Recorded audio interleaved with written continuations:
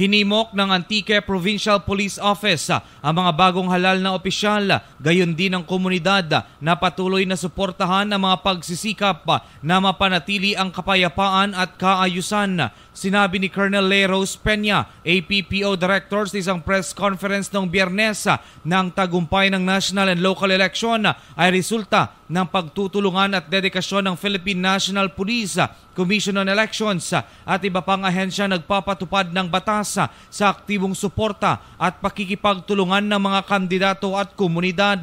Sinabi ni Peña ng halalan sa lalawigan ay isinigawa sa maayos na paraan mula sa paghahanda hanggang sa pagpapatupad ng komprehensibong seguridad, estratehiya at programa. Sinabi niya na ang lalawigan ay walang naitalang paglabag sa election gun ban mula sa 4,300 checkpoints mula noong Enero 12 hanggang Mayo 12. Sinabi ng APPO Director ng kanilang Oplan Katok operations laban sa loose firearms ay nagambag din sa mapayapang halalan. Nagresulta ito sa pagsuko ng 5 baril na nasa ilalim ng safekeeping ng pulisya. Nagsilbi rin ang APPO ng 7 search warrant at nakumpiska ang 17 pang loose firearms.